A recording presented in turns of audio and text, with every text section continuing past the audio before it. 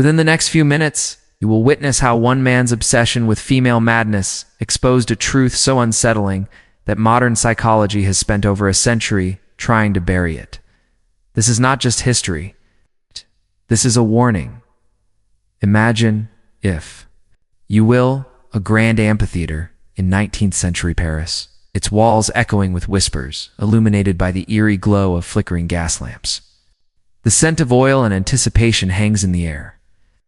Rows of elite physicians, noble aristocrats, even renowned artists such as Edgar Degas sit in reverent silence, their eyes fixed on the stage. At the center, beneath a heavy chandelier, lies a velvet chaise. Upon it a woman thrashes, her limbs locked in grotesque contortions. Her spine bends in a near impossible arc, like a drawn bow ready to snap. Her eyes roll back until only the whites are visible, and from her parted lips pour sounds that defy simple description, half scream, half laugh unearthly. Unsettling, the audience leans in, transfixed by the spectacle. They are not here for mere observation. They're bearing witness to something far more theatrical. This is not an ordinary medical demonstration. This is Jean-Martin Charcot's infamous Tuesday lectures at the Salpêtrière, where female hysteria was more than a clinical case. It was an elaborate performance, staged and repeated with chilling precision. Call, hailed as the father of modern neurology, was far from a conventional physician. He was a master of illusion, a mental detective probing the recesses of human consciousness. Some even called him a puppet master, pulling unseen strings. Nearly all of his patients were women, showcased in front of crowds like specimens in a grotesque carnival. Their symptoms?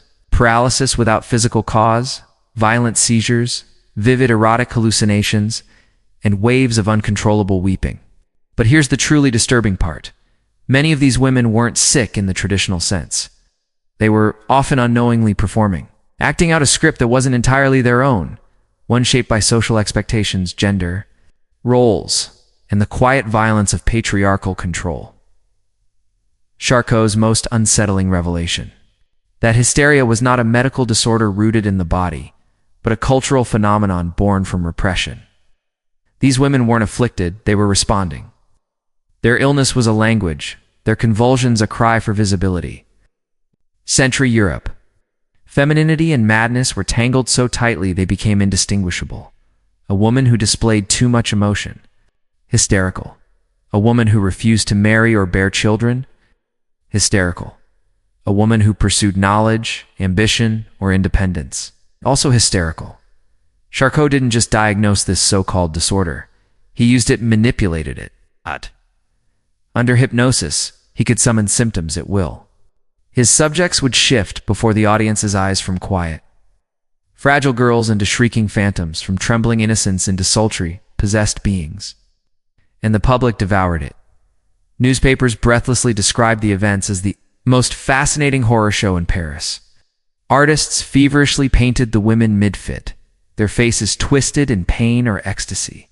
Scientists scribbled notes, eager to label and dissect. But amid the fascination, almost no one asked the obvious. What if these women were never truly broken? What if they were, in a twisted way, the sanest voices in the room? One of Charcot's most notorious subjects was Blanche Whitman, later dubbed the Queen of Hysterics. Blanche was a performer of staggering range. With chilling ease, she could slip from the persona of a sobbing child into that of a feral, snarling beast. Under hypnosis, she spoke of violent urges, seductive fantasies, dreams of control and destruction. Charcot documented it all meticulously. But here's where the story becomes truly disturbing. Blanche was not. She was adapting. In a world where women had no voice, hysteria became her voice. Where they held no power, fits, swoons, and convulsions became her power.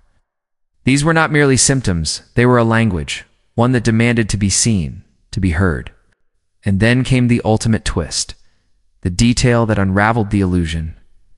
Years later, as photography advanced and new scientific eyes re-examined Charcot's extensive visual records of his hysterical patients, something deeply unsettling emerged. Frame by frame, a disturbing pattern was uncovered. The women were copying one another. their gestures, the way their backs arched, their eyes rolled. Their hands twisted midair. These were not random or unique. These were rehearsed. The convulsions, the fainting poses, even the minute facial expressions, they were not manifestations of individual trauma but echoes, repetitions, performances. What the medical community once considered raw pathology turned out to be something far more troubling: mimicry. These were learned behaviors. It wasn't biology expressing itself. It was culture scripting itself onto bodies. These women, knowingly or not, had been taught, reinforced, and rewarded for performing hysteria. And so they learned the part. It became the role. You might be thinking this is just old history, a relic of a less enlightened time. Yeah. Pause for a moment. Ask yourself how much has really changed. Today, hysteria may be gone in name, but its spirit lives on under different clinical labels. Modern psychology now calls it conversion disorder, borderline personality disorder, somatic symptom disorder. The names have changed, the treatment's modernized, but the pattern lingers. Women continue to be diagnosed with mental illness at rates disproportionately higher than men. Still, they are called to emotional, unstable, irrational, still dismissed for crying, criticized for ambition, vilified for demanding space, attention, or power. And what was Charcot's real discovery hidden beneath all the drama and spectacle? It wasn't just about women. It was about something far more universal: human nature. We perform what society rewards. We adapt to the scripts we're given. Sometimes perhaps the only sane response to a world gone mad is to play the madman. But Charcot's work didn't stop at hysteria. In fact, that was just the beginning. In the next chapter, you'll see how he unlocked something even darker, something that terrified even the most seasoned. Physicians, he began to uncover the secret world of female desire, a force so primal, so potent, that society sought to bury it beneath institutions and locked asylum doors. In the shadowed halls of Paris's Salpêtrière Hospital, Jean-Martin Charcot embarked on experiments that still unsettle modern minds. His subjects? Women labeled as hysterics. Yet what he uncovered during their trance states went far beyond mere medical investigation. It was a descent deep and dizzying into the raw, unfiltered depths of erotic fantasy, manipulation, and the psychological power of suggestion. Charcot was among the first to show that hysteria could be induced, not by disease, but through influence, through sheer mental control. His tool was hypnosis, his power absolute. With a word, he could convince a woman she was engulfed in flames. With a glance, he could make her shiver as though encased in ice. With a suggestion, she could believe she was being caressed or ravished by a lover no one else could see. The medical community was scandalized, the press enraptured. But beneath the headlines and the academic papers was a truth no one dared say aloud. These women were not merely passive victims. They were, in their own way, complicit. Take the case of Augustine, one of Charcot's most photographed and studied patients. Under hypnosis, she became a chameleon. One moment, she embodied the wide-eyed innocence of a child. The next, she writhed in theatrical ecstasy, playing the seductress before a gallery of male doctors who pretended to observe scientifically but watched with something more primal in their gaze. Charcot documented it all. Every shiver, every moan, every elegant curve of her spine mid-arch. His notes were exhaustive, clinical. But what he failed to write down, what no one dared record, was the unspoken agreement between doctor and patient. Augustine knew what they came to see, and she gave it to them. In return, she gained something rare for women of her time: attention, social relevance, and, in a twisted way, power. Power over the very men who believed they were studying her. And that, perhaps, was the most dangerous secret of all. Ow. This was the dirty secret of hysteria. It was transactional. These women had learned that madness could be currency. Convulsion could earn sympathy. A swoon could command control. An erotic display, it could enslave the male gaze, holding it captive. With equal parts horror and fascination. Suffering was not just experienced, it was used. Madness became a tool, a mask, a performance. Charcot's most controversial discovery, and perhaps the most unsettling, was what he called the hysterical pregnancy. Under hypnosis, certain women began to develop all the signs of gestation: bloated abdomens, nausea in the morning, tender breasts, and even the unmistakable sensation of fetal movement. There was no child, no embryo, no heartbeat. Yet their bodies responded as if there were. What did this mean for science? It proved something psychology had long feared but never dared admit. Female desire was not merely emotional or psychological. It was physiological. A woman's mind could override biology. Her thoughts could alter the landscape of her body. And if that was possible, if the imagination could mimic pregnancy, then what else could the mind rewrite?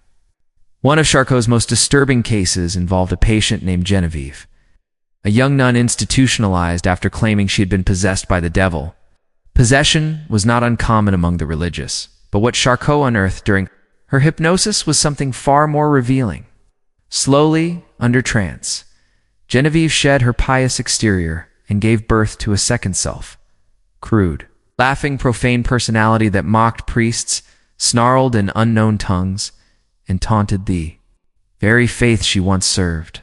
And then came her confession, delivered in a chilling whisper. She had never seen the devil, but she had seen the way priests looked at her when she acted like him. This wasn't a spiritual affliction, it was a strategy. Genevieve had learned that to become the demon was safer than being preyed upon by one. If they feared her, they would not touch her. If they believed she was corrupted, they would stop trying to purify her. Her madness became her armor. Charcot's work, scandalous and controversial, uncovered an even deeper truth. Women were not merely performing for men, they were gaming them. They understood the power of performance and used it with precision. In one particularly shocking session, a patient named Louise was placed under hypnosis and told she was royalty. Instantly, she sat upright, her demeanor changed, her voice firm. She ordered Charcot to kneel, and to the stunned gasps of the audience, he did. For a moment, the natural hierarchy, the accepted power structure between doctor and patient, man and woman, was reversed. She, the supposed hysteric, was now in control. He, the esteemed physician, obeyed. But then, as always, he snapped his fingers. Louise collapsed back into herself, docile once more. The audience exhaled in relief. The world, it seemed, was back in order. Or was it, because the message lingered in the air like smoke? This was a game, and the women understood the rules better than the men ever could. Fast forward to today, the vocabulary has changed. Hysteria has been rebranded now. It's borderline, histrionic, unstable, or simply crazy X. But the game that has remained the same?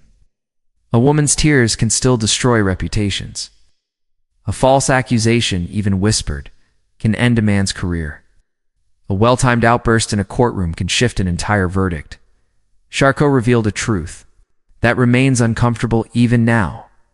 Female nature is not passive. It is strategic. It watches, learns, adapts. In the right moment, it strikes. And then there was the most chilling case of all, the grand hysteric. A woman whose fits were so violent, it required 6 men to hold her down. Her limbs flailed. Her screams pierced the room. Charcot uncovered her secret. She was faking. Every convulsion was measured. Every scream carefully timed. She wanted to be restrained as I at the chaos, because in that moment, with all eyes on her and every man straining to subdue her, she was the one in command. Because in that moment, she controlled every man in the room.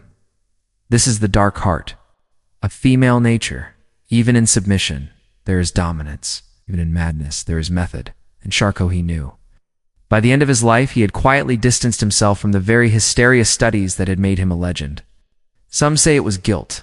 Others claim it was fear of what he had unleashed. But perhaps the truth is far more unsettling in its simplicity. He understood that he was no longer the observer. He had become the subject. He was no longer the scientist. He had become the experiment. But Charcot's most dangerous revelation was yet to come. And it had nothing to do with hysteria as a medical condition. Ow. In the next chapter, you'll learn how he uncovered the real reason society fears female sexuality, and how that fear has shaped laws, religions, and even wars for centuries. Jean Martin. Charcot's most explosive discovery wasn't about illness. It was about power. Specifically, the raw, unpredictable, and world-altering power of female sexuality. He proposed a radical idea that female desire, when unchecked, had the potential to dismantle empires, corrupt sacred institutions, completely rewrite the trajectory of history. Long before Charcot ever stepped into the lecture halls of Paris, this war on women's desire had already begun. The infamous European witch hunts weren't random acts of superstition. They were organized purges, systematic campaigns of terror designed to eliminate a threat. Between 40,000 and 100,000 women were executed, burned, drowned, crushed, tortured. Their alleged crimes: consorting with the devil, casting spells on men, stirring erotic frenzy, and most tellingly falling into hysterical fits. Charcot made the connection. These so-called witches were no different from his patients. The same convulsions, same whispered accusations of lust, demons, and madness. The only difference: in the Middle Ages, they were executed. In Charcot's time, they were institutionalized and studied. But why had the reaction remained so extreme? Because female sexuality, even in its most subconscious or symbolic form, was perceived as a destabilizing force. A woman who openly owned her desire, who claimed agency over her body, could not be manipulated. She was uncontainable. And an uncontrollable woman then, as now, posed a threat not just to individual men, but to the very foundation of patriarchal society. One of Charcot's most disturbing revelations came from his studies of possessed nuns. In the 17th century, an entire French convent descended into collective hysteria. Dozens of sisters, previously cloistered in silence, began writhing in ecstasy, speaking in tongues, and accusing their male confessors of seduction and spiritual corruption. To the church, it was a clear case of demonic invasion. But to Charcot, centuries later, the truth was painfully human. These nuns weren't possessed, they were aroused. Years of severe repression had twisted natural female desire into religious mania. What they truly needed wasn't an exorcist. It was liberation. They needed freedom from the suffocating grip of forced chastity. But that kind of awakening would have shattered the church's power. So instead, they were labeled hysterics, quietly institutionalized, and erased from public memory. This story repeats itself across centuries. Joan of Arc burned alive for wearing armor and leading men into war. Catherine the Great branded a nymphomaniac for ruling without a king. Cleopatra deuced to a seductress in history books, her political genius deliberately overshadowed by her sexuality. The message was always the same: a woman who wields her desire is dangerous. Whether or not the rumors were true didn't matter.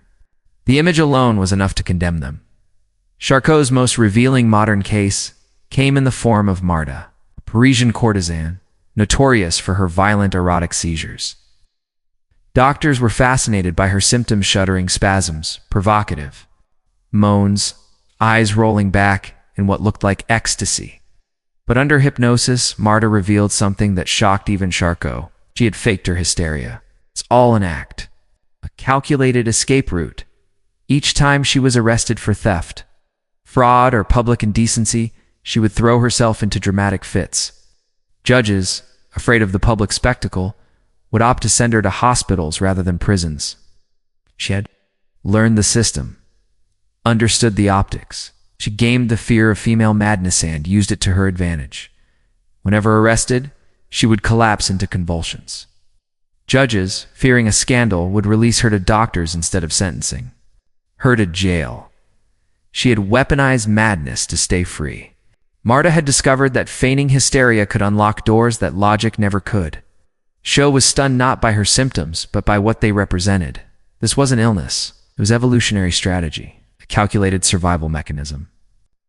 Martha had learned that a woman's body, her emotions, her perceived instability, could become her most valuable currency. She had turned vulnerability into power. She had made performance into protection. Cho's work in exposing this dynamic revealed something far more profound than any medical anomaly. It revealed the hypocrisy buried deep at the heart of so-called civilized society. For centuries, men had both craved and feared female sexuality. This paradox is why celibate women were worshipped, because they posed no sexual threat. They had no agency. Mothers were sanctified, not for their bodies, but for their self-denial. Their desire was sacrificed, therefore they were safe. But courtesans, they were demonized precisely because they owned their pleasure, their seduction, their choice. Sigmund Freud would later label this cultural contradiction the Madonna whore complex. But Charcot had witnessed its effects long before Freud gave it a name. He saw it firsthand in the clinics, the courts, and the salons of 19th century Paris. Society didn't hate female sexuality, it was addicted to controlling it. Fast forward to today, the costumes have changed, but the dance remains the same. OnlyFans models earn millions monetizing desire. Some women in divorce courts weaponize victimhood, turning tears into legal leverage. A single social media accusation can ruin a man's life overnight, and while the language has evolved, the mechanics have not. Nothing has changed, only the battlefield has shifted. The medium is digital now, but the stakes just as real. Show's warning was chilling and clear. The hysteric is not the outlier. She is the mirror. She reflects the culture that shapes her. The system doesn't produce madness by accident.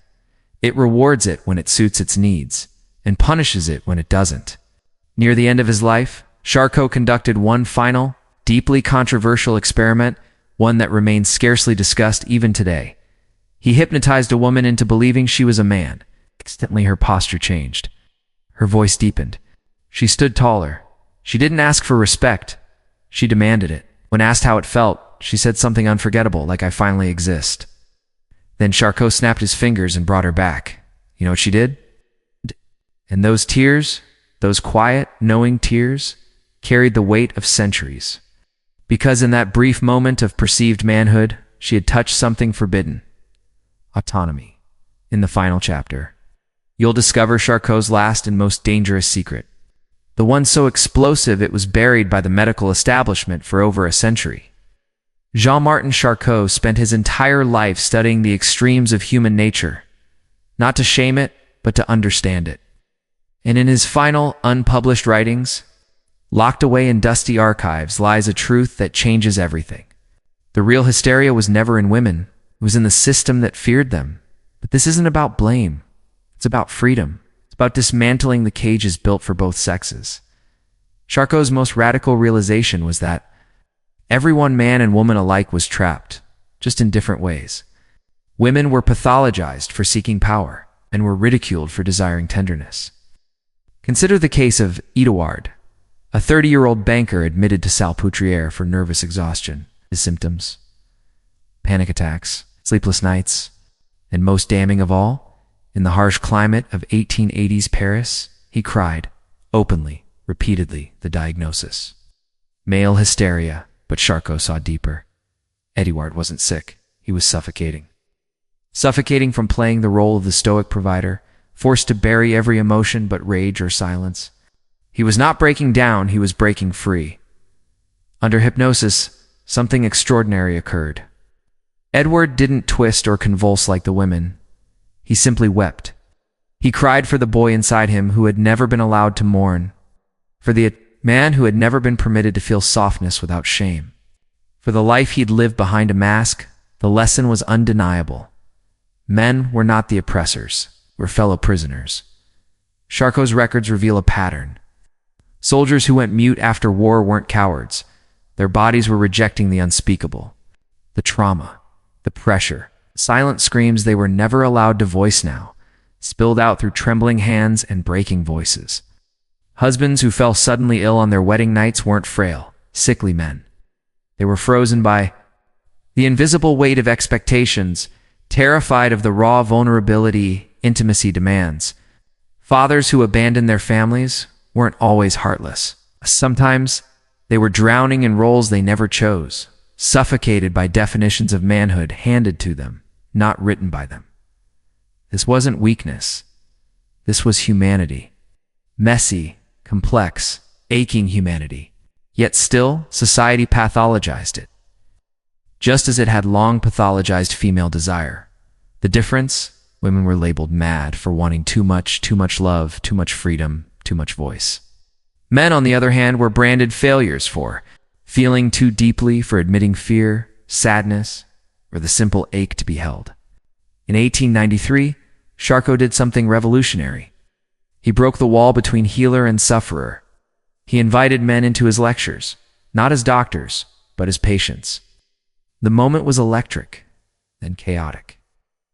Grown men, lawyers, laborers, aristocrats stood in full view of the public and wept openly as women looked on. Some shouted, others crumbled. The press called it obscene. The medical board accused Charcot of madness, threatening to strip his license. But then one patient stood and spoke. His voice was quiet, but it silenced the entire room. "I've paid courtesans just to hold me," he said. "Not for indulgence, just to feel like a person again." That moment changed everything. For the first time, the hysterics and the so-called strong men saw each other clearly. Not as opposites, but as equals both, starving for the same basic need: recognition. Charcot's final notes contain this explosive truth. We have built a world where love is transactional, power is performative, and authenticity is treated like a disease. The solution, he wrote, wasn't suppression. It was surrender. Not to chaos, but to nature, our true nature. He wasn't encouraging disorder. He was naming the real sickness, a system that profits from male isolation, culture that commodifies female vulnerability, a science that medicalizes emotion itself. Charcot died before he could publish these final conclusions. But what he left behind wasn't just theory. It was a blueprint for liberation. 1. Redefine strength. Viktor Frankl, the 20th century psychiatrist and Charcot admirer, would later prove this through lived experience. True resilience isn't numbness. It's the ability to find meaning in suffering. The men who survived Auschwitz weren't the most physically unbreakable. They were the ones who dared to hope, even in hell, to reclaim intimacy. Modern psychology now confirms what Charcot suspected. Over a century ago, men with close, emotionally open male friendships live longer, are more successful, and report higher levels of happiness. Not the surface-level bro culture of sports bars and locker room talk, but real friendship, the kind where one man says, "I'm not okay," and another replies, "Me neither." And that's all right. 3. Rewrite the script. In Charcot's time, hysterics acted out madness because it was the only language the system allowed them. But today, we have other tools. Therapy that doesn't shame men for their masculinity. Relationships built on truth, not performance. A life where depth of feeling isn't a weakness, it's your greatest strength, your superpower. Charcot's final case was himself.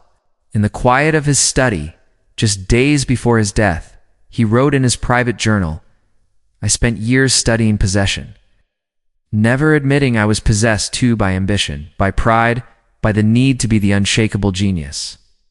His hand, once so steady in lecture halls, trembled as he wrote the words, "The greatest illusion isn't hysteria.